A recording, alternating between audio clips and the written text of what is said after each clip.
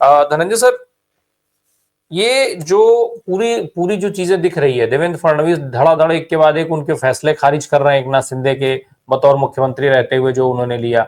दूसरी तरफ अब एकनाथ शिंदे के ऊपर जो है वो जांच की तलवार भी लटक गई है। जो अन्नदाता आय संरक्षण अभियान था, केंद्र की योजना, जांच एकनाथ शिंदे की। क्या कोल्ड वार चल रहा है दोनों के बीच में? कोल्ड वार चल रहा है, ये तो बिल्कुल आप तो खुद ही बता रहे हैं, कोल्ड वार है। और कोल्ड वार तो चलता रहना चाहिए, चलेगा। बीजेपी हाँ। के भीतर भले ये है कि कोल्ड वार नहीं चलता है या वहां वार नाम की चीज होती नहीं है, वहां सबको एक खूंटे से बंधा होना होता है। लेकिन जो दूसरी पार्टी के लोग हैं, इतने लंबे समय तक साथ दिया उद्धव ठाकरे जी ने या उनके पिताजी ने, बल्कि मैं तो कहूंगा कि महाराष्ट्र में बीजेपी को मजबूत करने में बाला साहब ठाकरे की बड़ी भूमिका थी। उद्धव ठाकरे के साथ भी सरकार चलाई बीजेपी ने, पहला टर्म तो उनके साथ ही चला। लेकिन जो शिवसेना को धता बता सकते हैं, वो किसको बख्शेंगे? तो ये फॉर टाइम बीइंग ठीक है, उनको मुख्यमंत्री बन गए शिंदे साहब। शिंदे साहब को हो सकता है और भी कुछ अभयदान मिले, लेकिन फाइनली जो है बीजेपी का बड़ा बढ़िया खेल है। और वो खेल है, या तो हमारे साथ रहो तो चुप रहो, और बोलोगे तो थूड़ देंगे। तो जो आपने कहा कि डिप्टी चीफ मिनिस्टर के नाते वो उन्होंने अपना शुरू किया, आपसे बात भी हुई थी उस समय भी मैंने कहा था कि भाई हर किसी को अपने हिसाब से अपनी पार्टी को मजबूत करने का अधिकार है, या अपने मैसेज, अपने जो उनके समर्थक हैं उन तक मैसेज पहुंचाना है, अपनी पार्टी को मजबूत करना, उसके लिए करने का अधिकार है। सरकार खाली बीजेपी की सरकार तो है नहीं, ये सरकार में तो शामिल बीजेपी भी है, शिंदे भी हैं और अजित पवार भी है।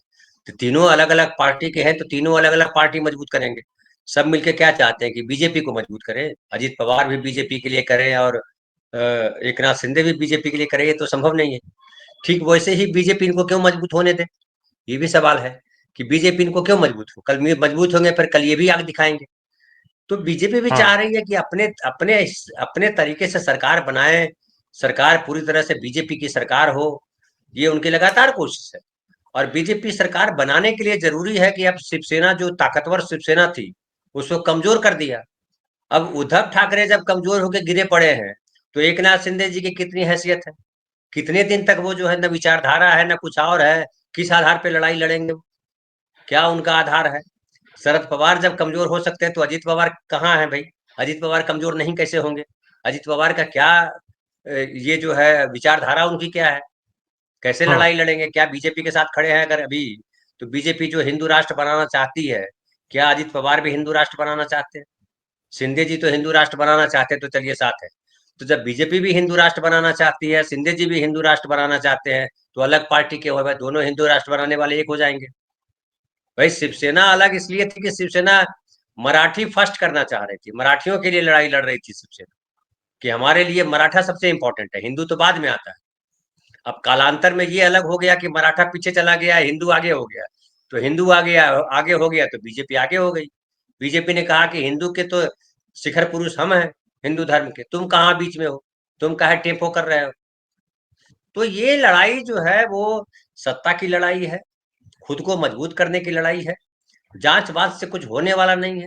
इतने सारे जांच क्या करेगा? जांच करके, जांच करके सबकी फाइलें हैं। अभी पवन खेड़ा ने क्या कहा कि हमारे पास भी उनकी फाइलें हैं। तो फाइलें सबके पास सबकी फाइलें हैं, लेकिन सवाल उठता है कि आम आदमी की फाइलें तो तुरंत खुल जाती है, हम पर आप पर किसी पे मुकदमा तुरंत हो जाएगा, पुलिस पकड़ के भी ले जाएगी जेल, पता नहीं कितने दिन के बाद जमानत होगी। इनका कुछ नहीं होता है, ये वहां जेल में भी जाते हैं तो मजे करते रहते हैं, इनके सारे लोग बैठे रहते हैं। तो देश जो है वो बिल्कुल, जिसको कहिए कि एकदम ऐसे रास्ते से गुजर रहा है जिसके हर तरफ गंदगी भरी हुई है। आप ऐसे पानी में आपको डुबकी लगाना है जिसमें तमाम तरीके के बैक्टीरिया मिले हुए हैं, गंदगी भरी हुई है, लेकिन आपको नारा लगाना है। आपको ये भी हो सकता है दिखाना है कि देखिए पानी शुद्ध है, पी लेंगे, फिर उधर जाकर उल्टी कर देंगे, है ना? तो तमाम तरीके के ढोंग चल रहे हैं देश में, सब देश बचाने में लगे हुए हैं। ट्रंप जो है वो कह रहा है कि देश तुम्हारा जो है क्या, अभी बताते हैं। किसी की हिम्मत नहीं है बोलने की। मोदी जी एक लाइन नहीं बोल पा रहे हैं कि ट्रंप जी ये क्या बकवास कर रहे हो यार आप। हम लोग बोल दे रहे हैं कि भैया ट्रंप जी बकवास कर रहे हो आप, हम लोग देश विरोधी लोग हैं। और ये जाकर के बोल रहे हैं वहां, जो कौन बाबा झमरू लाल जो है उनके सभा में जाकर के बोल रहे हैं कि ये धीरेन्द्र जो है, शास्त्री। अच्छा धीरेन्द्र शास्त्री जी, धीरेन्द्र शास्त्री जी के यहाँ जा करके बोल रहे हैं कि बाबा महान काम कर रहे हैं, और हिंदू पर्व त्योहारों के विरोधी लोग हैं, ढेर सारे नेता, बहुत कुछ नेता हैं, विदेशी आप ताकत है। अरे सब कार्रवाई कीजिए यार, सबको बंद कर दीजिए जेल में, खाली आप बाहर रहिए, बोले बाकी सबके लिए डिटेंशन सेंटर है, किसी को कोई हम्म लाभ नहीं देने के, कर दो। देशद्रोहियों को क्यों खुला छोड़ दिया है? धनंजय सर, एक और चीज, क्या इस ये खींचतान जो है कहीं ऐसी संभावनाओं को भी तो नहीं बढ़ा रही है, जो संभावना है जो एक तरीके से दिख रहा है माहौल में, महाराष्ट्र के पॉलिटिक्स में, महाराष्ट्र की सियासत में? शरद पवार साहब प्रधानमंत्री जी के साथ पहुंचते हैं, उसके पहले शरद पवार साहब एकनाथ शिंदे की तारीफ करते हैं, उधर उद्धव ठाकरे गुट में अलग मारामारी चल रही है, वहां के बड़े नेता छोड़ करके भारतीय जनता पार्टी ज्वाइन कर रहे हैं, कुछ लोग शिंदे के संपर्क में पहले से हैं, ऐसा बार बार सुनने में आ रहा है। तो ये क्या एक अलग तरीके की वहां पे राजनीति चल रही है? सरकार में जो कोल्ड वार है वो तो है ही है, साथ में जैसा आप कह रहे थे कि अपनी पार्टी को मजबूत बनाना, तो उसका उसके लिए जो कवायदें चल रही हैं वो भी इस तकरार की देन है। देखिए आज लड़ाई जो है वो केवल सत्ता की। जो प्रकाश भाई ने कहा कि किस्सा कुर्सी का खाली नहीं है, किस्सा कमीशन का भी है। कुर्सी पे क्यों बैठना चाहते हैं? कुर्सी पे बैठने का पर्पस क्या है? जो कुर्सी पे बैठा है वो क्या देश के काम आ रहा है, प्रदेश के काम आ रहा है?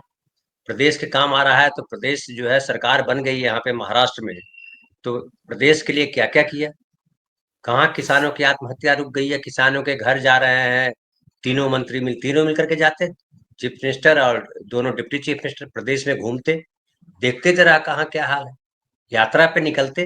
भाई क्या दिक्कत है? क्यों आप महाराष्ट्र में या नागपुर में बैठे, या महाराष्ट्र के मुंबई में बैठे रहना चाहते हो, या नागपुर में बैठे रहना चाहते हो? जरा धुलिया भी जाओ, जरा नंदुरबार भी जाओ, जरा उधर और जो जगह है वहां जाइए, तमाम जगहों पे घूमिए और देखिए। वर्धा भी जाइए, प्रकाश भाई के यहाँ भी जाइए, और जरा पूछिए कि किसानों के, वो तो बड़े नेता हैं, लड़ाई लड़ते रहते हैं किसानों के लिए, जरा उनसे पूछिए, अखबार के संपादक हैं, 3-3 एडिशन चलता है, तो उनसे जरा पूछिए, तो संवाद तो कीजिए। अरे प्रकाश भाई जो यहाँ बोल रहे हैं, आप क्या बोलेंगे? आपको यही नहीं बोलेंगे कि अरे भाई ये गड़बड़ हो रहा है, ये गड़बड़? तो सुनिए, तो विरोधियों को सुनना भी तो जरूरी है कि कब तक चमचों के साथ घिरे रहिएगा? चमचों से बाहर निकलिए। तो ये करना चाहिए ना।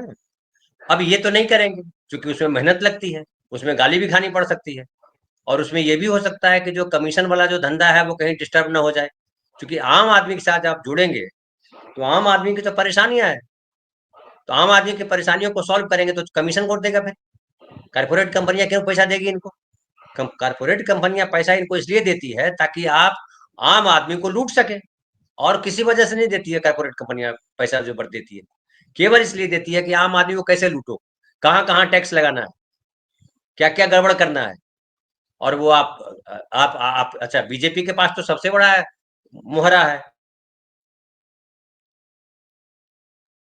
हम्म कि हिंदुओं को पलाने के ठिकाने के कब्जे में था, अब उस कब्जे से आजाद हुआ है। अभी देखिए ना, मुझे एक मेरे मित्र हैं, उन्होंने लिखा, यही महाराष्ट्र के हैं, वहां रहते हैं, नाला सोपारा में रहते हैं। उन्होंने लिखा कि हमने लिखा कि कहा था कि पहली कैबिनेट मिनिस्टर में दिल्ली में जो है वो 2,500 रुपए देंगे। तो उन्होंने लिखा कि क्या चाहते हैं कि 11 साल की प्रॉब्लम 3 दिन में सॉल्व कर दें।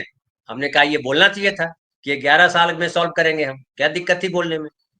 तो ये जो है झूठ बोलने का जो धंधा है इनका, उस पर लगाम लगाना जरूरी है।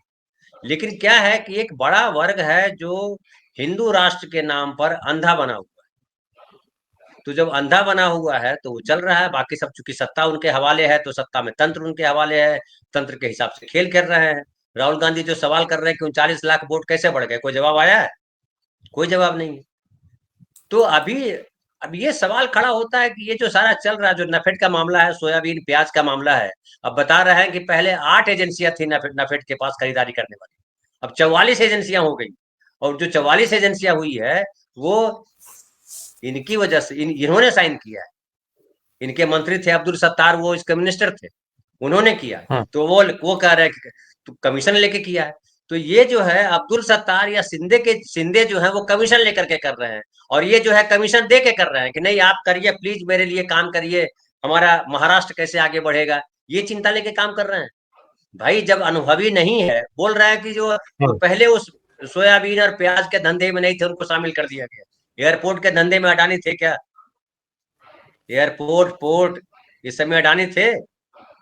वो साइलो बनाने वाले कंपनी में थे वो, तो क्यों दे दिया उनको? मोदी जी पहले प्रधानमंत्री थे क्या? क्यों उनको प्रधानमंत्री बना दिया? फडणवीस जी के पास मुख्यमंत्री बनने का पहले था, जब पहली बार मुख्यमंत्री बने थे 2014 में, सर मुख्यमंत्री बनने का अनुभव था उनके पास?